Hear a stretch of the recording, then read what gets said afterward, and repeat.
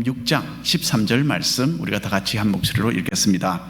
이에 그들이 보리떡 5개로 먹고 남은 조각이 12바구니에 찼더라. 아멘. 오늘은 어머니 날입니다. 우리를 낳아주시고 길러주신 어머니 아버지를 기억하는 참 의미 있는 날이죠. 저희 어머니는 2년 전에 천국에 가셨습니다. 하지만 어머니께서 간직하셨던 하나님을 향한 그 신앙의 흔적들이 저희 삶의 일부가 되었다라는 것을 생각하고 감사하는 마음을 가집니다. 저는 어린 시절에 어머니로부터 주일날에는 꼭 교회를 가야 한다라는 것을 배웠습니다. 그 당시에 어머님은 자신은 이 직장 관계로 교회 참석을 하지 못하셨어요. 하지만 저에게는 주일날마다 헌금할 돈을 주시면서 교회로 보내셨고, 그렇게 해서 교회가 저의 삶의 가장 중요한 한 부분이 되도록 이끌어 주셨습니다. 그 결과로 유엔주일 학교를 다니면서 받은 선생님들의 관심과 또 가르침은 저희 어린 인격 형성에 있어서 중요한 역할을 해 주었습니다. 만일 저에게서 이 부분이 빠졌더라면 아마도 지금은 어딘가 조금 다른 사람이 되어 있었을 것으로 생각이 됩니다. 우리 교회에는 하나님께서 허락하신 어린이들이 많이 있습니다. 주일날마다 교회에서 어린아이들이 뛰어다니는 것을 보면 이것은 저에게 참 얼마나 큰 기쁨인지 모릅니다. 신앙으로 잘 기르라고 하나님이 우리 교회로 보내주신 귀한 영혼들입니다. 우리가 오늘 살펴볼 요한복음 6장 말씀은 오병이어에 대한 내용이죠.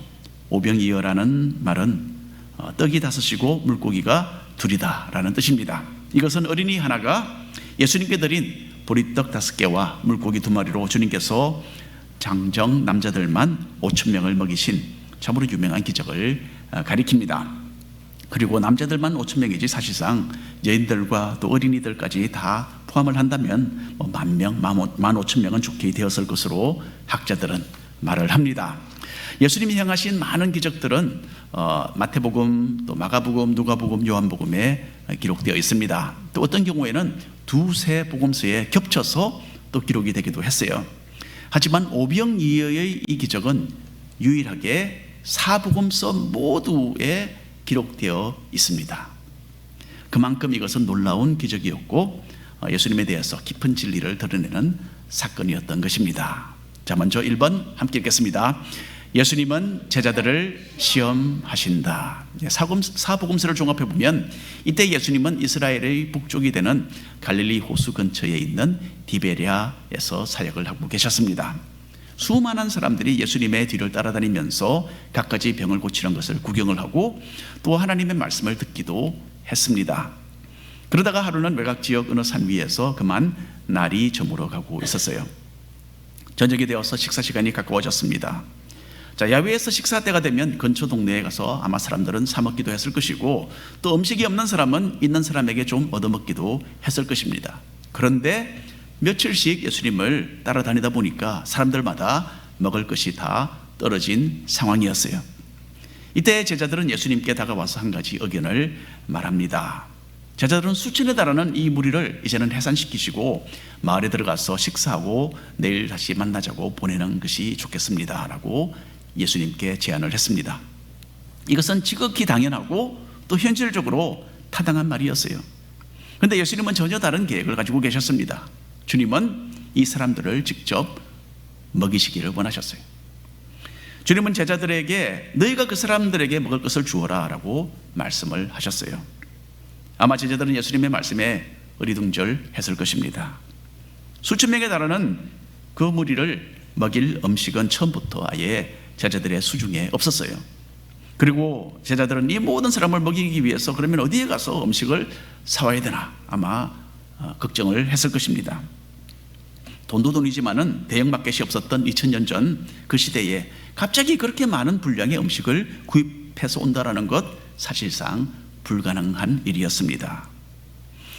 자, 때로는 하나님의 생각과 계획이 우리의 생각을 초월한다라는 것을 우리가 여기서 알게 됩니다.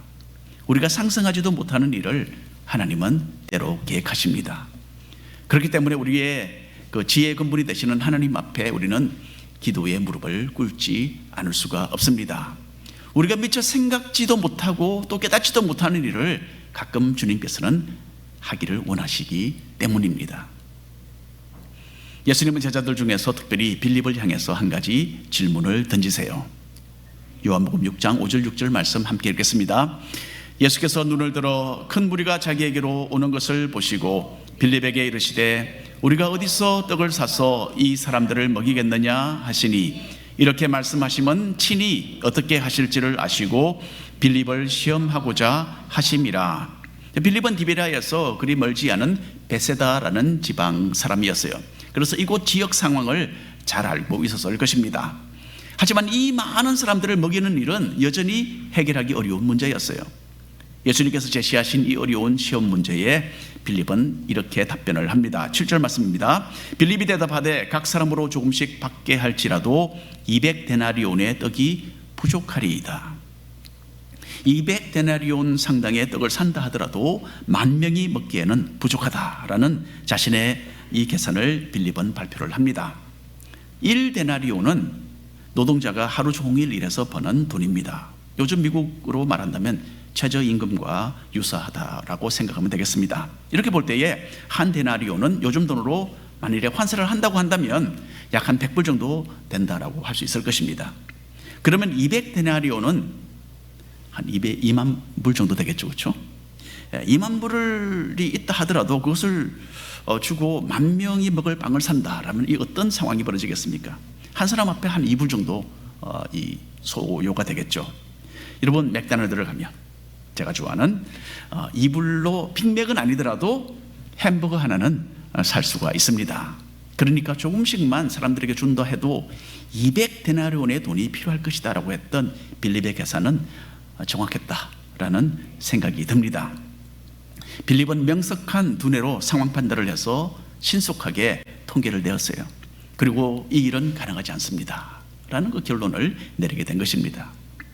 이 문제가 학교 수학 문제였다면 빌립은 참 멋지게 통과될 수도 있었을 것입니다. 하지만 이 상황에서 빌립은 보기 좋게 낙제 점수를 받습니다. 왜냐하면 이것은 예수님께서 생각하시던 답이 아니었기 때문입니다. 자, 여러분, 만일에 우리가 빌립이었다면 어떤 대답을 했겠습니까? 우리 중에 과연 얼마나 이런 시험을 성공적으로 통과했을지 궁금합니다. 우리는 모두 하나같이 육신적이고 또 계산적이기 때문이죠. 우리가 읽는 이 구절은 예수님께서 특별히 빌립을 시험하고자 하셨다라고 기록을 하고 있습니다. 예수님은 이미 사람들의 굶주림의 문제를 어떻게 해결하실 것인지를 결정해 놓으신 상태였어요. 하지만 이렇게 빌립에게 질문을 던짐으로써 빌립의 믿음이 향상될 기회를 제공하고 계셨던 것입니다. 요즘은 학교마다 시험 기간입니다. 저기 대학교 교수님들이 한두 분 계셔갖고 오늘도 제가 물어보니까 학기 말이라고 해요. 한 학기를 마무리하면서 학생들이 학업을 통해서 얼마나 좋은 성과를 거두었는지를 평가받게 됩니다. 이런 때에 학생들은 스트레스를 많이 받아요.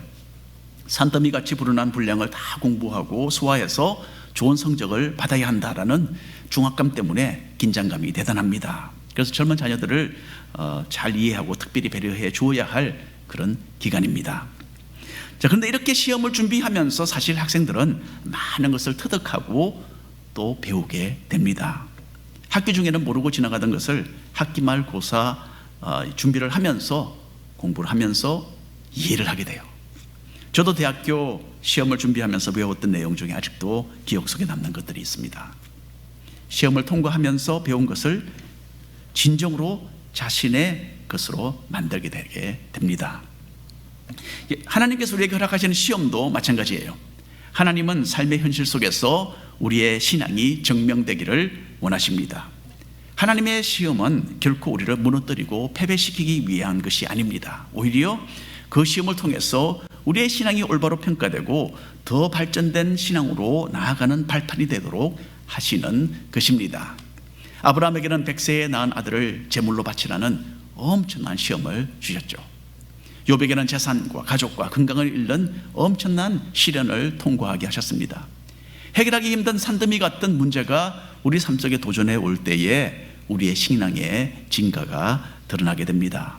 이런 상황 속에서 주님은 우리가 믿음을 가진 사람들임을 증명해 나가기를 원하시는 것입니다. 욥기 23장에 있는 말씀 함께 읽겠습니다.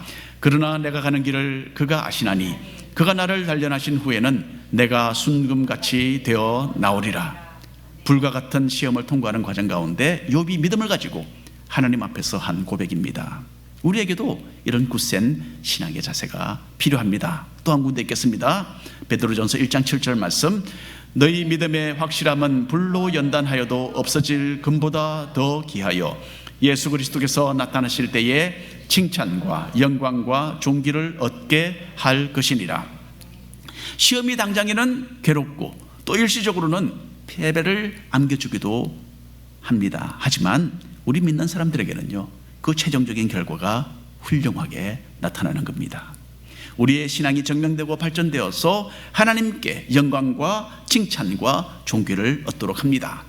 우리에게 닥쳐오는 크고 작은 시험들을 믿음으로 잘 통과해 나가시는 예수님의 참 제자들이 되시기를 바랍니다. 두 번째로 함께 읽겠습니다. 예수님은 미약한 것을 들어 사용하십니다. 마가복음에 의하면 예수님께서는 제자들에게 이렇게 말씀하셨어요. 너희 중에 먹을 것이 있는지 한번 둘러보라. 예수님의 지시에 따라서 안드레는 둘러보고 어린이 하나를 주님께 데리고 옵니다. 떡 5개와 물고기 2마리를 가진 아이를 발견했던 것이죠. 함께 읽겠습니다. 요한복음 6장 8, 9절 말씀. 제자 중 하나 곧 시몬 베드로의 형제 안드레가 예수께 여짜오되 여기 한 아이가 있어 보리떡 5개와 물고기 2마리를 가지고 있나이다. 그러나 그것이 이 많은 사람에게 얼마나 되겠사옵나이까. 여기서 떡이라는 말은 사실 빵을 가리킵니다. 빵은 한국말이 아닙니다. 우리에게 참 익숙한 단어지만 한국에 널리 보급되기 시작한 것은 7, 80년 전이라고 합니다. 브레드죠, 영어로 말하면. 즉 빵이라는 이 말은 우리말이 아니기 때문에 순수한 우리말로 성경에서 번역을 하려다 보니까 한국어 성경에는 떡이라는 단어가 사용이 된 겁니다. 외국 사람들이 먹던 빵과 가장 유사한 한국 전통 음식을 찾다 보니까 떡이 아니겠느냐, 그렇게 판단을 내렸던 것이죠. 그런데 여러분, 우리 한국 전통 문화에서 떡은 아무 때나 먹는 게 아니잖아요. 잔칫날이나 어떤 특별한 때에 먹는 음식입니다. 반면에 중동 지역에서 빵은 매일 먹는 주식이에요. 그것도 우리가 흔히 생각하는 이런 식빵 같은 것이 아니고 손바닥을 편 것 같이 이 정도의 작고 또 얇게 구운 빵을 가리킵니다. 안드레는 이런 작은 빵 5개를 가진 어린이 하나를 데리고 예수님께로 왔어요. 그것도 밀로 된 맛있는 빵이 아니라 오늘 성경 말씀 보니까 가난한 사람들이 먹는 보리로 만든 맛없는 납작한 빵 5개였어요. 얼마나 보잘것없는 음식입니까? 이런 빵 5개라면 그야말로 어린이 하나가 한 끼로 먹기에 알맞은 분량이었어요. 그래서 안드레는 이 적은 음식이 이렇게 많은 사람들에게 얼마가 되겠느냐라고 주님께 말씀을 드렸던 것입니다. 여러분, 빌립이 예수님께서 제시하신 시험에서 낙제 점수를 받았다면 안드레는 어떤 점수를 주시겠습니까? 그래도 한 D학점은 줄 수도 있지 않겠습니까? 누구를 데리고 왔잖아요. 그렇죠? 무엇인가를 가지고 왔습니다. 요한복음 6장 10절 11절 말씀 우리가 함께 읽겠습니다. 예수께서 이르시되 이 사람들로 앉게 하라 하시니 그곳에 잔디가 많은지라 사람들이 앉으니 수가 5,000명쯤 되더라. 예수께서 떡을 가져 축사하신 후에 앉아있는 자들에게 나눠주시고 물고기도 그렇게 그들의 원대로 주시니라. 주님은 어린아이가 가져온 그 미약한 것을 가지고 엄청나게 큰 일을 이루셨어요. 그 빵 5개와 물고기 2마리를 들고서 축복 기도를 하신 후에 제자들에게 나누어 주기 시작하셨어요. 요한복음에는 자세하게 나타나지 않았지만 공관복음서를 보면 예수님께서 빵을 그냥 나눠주신 것이 아니고 그것을 찢어서 주셨다라고 기록이 되어 있습니다. 그러니까 예수님이 찢어서 주시고 나면 또 예수님의 손에 들리신 빵은 또 여전히 줄어들지 않았던 것 같아요. 빵을 찢어서 제자들의 손에 올려놓으면 예수님의 손에는 여전히 빵이 본래대로 남아 있었던 것 같습니다. 자, 이렇게 해서 제자들에게 빵을 나눠주시고 물고기도 똑같은 방식으로 나누어 주셨습니다.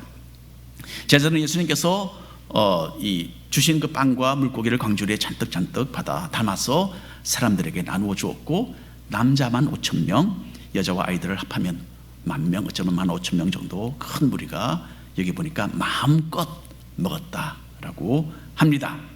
자, 우리 현대인들은 정확하게 어떻게 이런 일이 이루어질 수 있을까 궁금해합니다.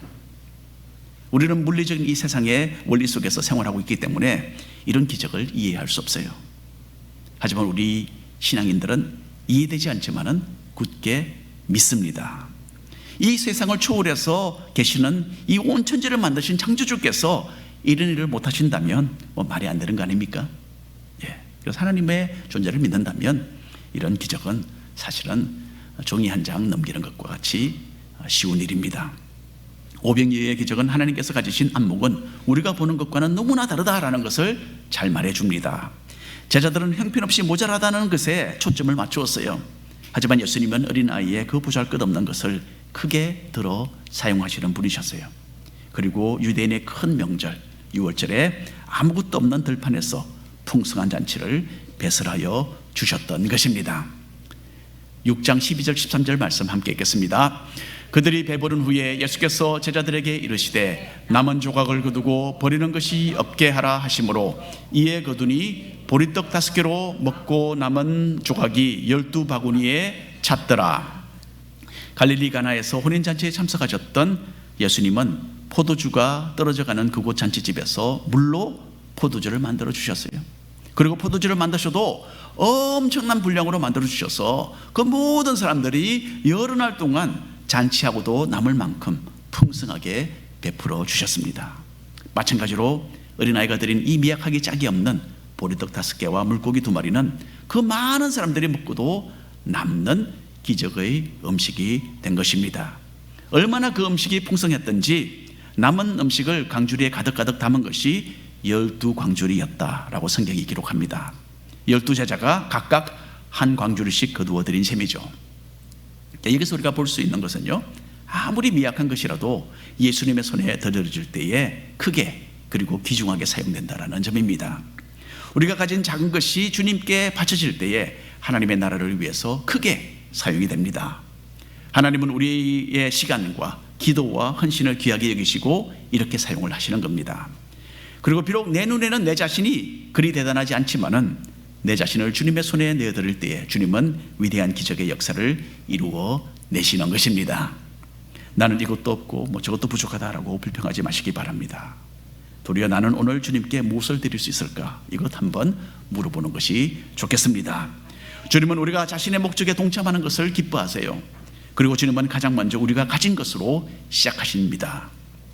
우리가 가진 시간과 재능과 경험과 지식이 아무리 미약하다 하더라도 열정으로 주님께 헌신하면 주님께서 기뻐하세요.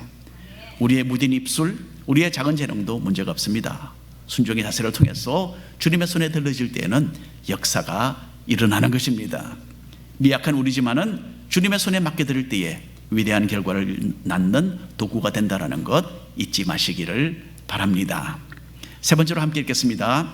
예수님은 내 삶의 왕이십니다.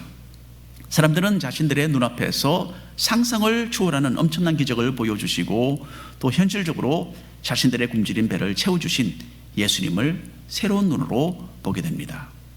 예수님에 대한 그들의 기대감은 이제 절정에 달하게 되었고요, 주님을 임금으로 모시려는 계획을 세우기에 이르렀어요. 함께 읽어볼까요? 14절 15절 말씀입니다. 그 사람들이 예수께서 행하신 이 표적을 보고 말하되 이는 참으로 세상에 오실 그 선지자라 하더라. 그러므로 예수께서 그들이 와서 자기를 억지로 붙들어 임금으로 삼으려는 줄 아시고 다시 혼자 산으로 떠나가시니라. 사람들은 예수님을 육신적인 시각으로 바라보았습니다. 큰 능력을 행하시는 예수님을 자신들의 민생고를 해결하는 해결자로 여겼던 것이죠. 그래서 이때로부터 1000년 전에 자기들의 조상들이 다윗을 왕으로 모시고 만세를 불렀듯이 예수님에게 똑같이 그렇게 하려고 생각을 했습니다. 하지만 여러분, 이것은 대단히 잘못된 생각이었어요. 예수님께서 매일 반복해서 이렇게 군중들을 먹이신 것이 결코 아닙니다. 딱 2번 그렇게 하셨어요. 한 번은 5,000명, 한 번은 4,000명을 그렇게 먹이셨습니다. 자, 예수님은 왜 이 가난하고 불쌍한 사람들을 계속 기적적으로 매일매일 먹이지 않으셨을까요? 그럴 능력이 주님께 없으신 것이 아니었죠, 물론.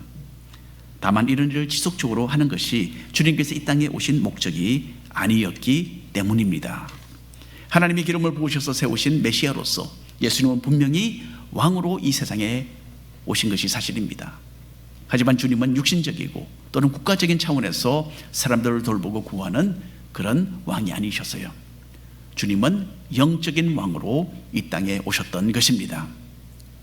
물론 주님께서는 백성들의 그 육신적인 형편을 아셨고 또 그들을 불쌍히 여기셨습니다. 그래서 크신 사랑으로 병도 고치시고 또 오병이어의 기적도 여기서 베푸셨어요. 하지만 주님은 이런 기적을 통해서 사람들이 더 큰 유익을 주님으로부터 얻게 되기를 원하셨어요. 빵을 얻는데 그치는 것이 아니라 그 빵을 주시는 예수님을 얻도록 하시는 것이 바로 주님의 뜻이었던 겁니다. 인간의 육신상의 문제가 심각합니다. 하지만 그보다 더 비교할 수 없이 심각한 것은 인간의 영적인 문제입니다. 인류의 불순종과 죄로 타락해서 멸망의 길을 우리 인간은 달리고 있습니다. 거룩한 재판관 되시는 하나님으로부터 영원한 심판을 받을 수밖에 없는 인류를 구하기 위해서 주님이 이 땅에 오신 겁니다. 주님은 우리를 죄에서 구하기 위해서 십자가의 죽음을 마다하지 않으시는 영적인 임금으로 이 땅에 오셨습니다. 그런데 옛날이나 지금이나 사람들은 이 육신적인 혜택을 얻기 위해서 예수님을 따르는 잘못을 참 쉽게 범합니다. 한국에서는 기복신앙이 자리를 잡고 있고요. 미국에서도 건강과 물질을 약속하는 교회와 지도자들이 있습니다. 너무나 잘못된 방향이죠. 이 세상의 것을 추구하는 사람들, 혹시 우리 가운데 그런 분이 있는지 모르겠는데 자신의 마음을 점검해 보아야 합니다. 사람의 욕심에는요 끝이 없고 또 만족도 없습니다. 육신적이고 물질적인 것에 초점을 맞추는 것은 어리석은 일이에요. 도리어 우리의 필요를 채우시는 하나님께 우리의 시선이 맞추어져야 합니다. 그리고 하나님께서 이미 우리에게 주신 영적인 복이 무엇인지 깨닫고 주님을 나의 삶의 왕으로 모시며 따르는 것이 합당합니다. 오늘 결론에 말씀드립니다. 먼저 예수님은 우리의 마음을 시험하셔서 진실되고도 확고한 신앙의 소유자로 성장하도록 이끌어 주십니다. 시편에 있는 말씀 66편 10절 함께 읽겠습니다. 하나님이여 주께서 우리를 시험하시되 우리를 단련하시기를 은을 단련함 같이 하셨으며. 여러분, 하나님은 아무런 가치가 없는 돌멩이를 연단하고 또 시험하지 않으십니다. 금이나 은같이 값진 사람으로 우리를 보시기 때문에 우리 앞에 어려운 문제들을 제시하시고 우리가 믿음으로 그것을 풀어나가도록 인도하시는 것입니다. 두 번째로 주님은 어린아이의 보잘것없는 음식으로 엄청난 일을 행하셨어요. 우리는 비록 미약하지만 스스로를 내어드리고 헌신할 때에 주님은 우리를 통해서 자신의 크신 뜻을 이루십니다. 마지막으로 우리는 주님을 나의 삶의 왕으로 모시고 사는가? 이 질문을 스스로에게 던져보아야 합니다. 내 영혼을 파멸해서 건지신 주님을 왕으로 모시고 고개 숙여 경배하며 그 말씀에 순종하는 백성으로 살아가시기를 축원합니다. 기도하겠습니다.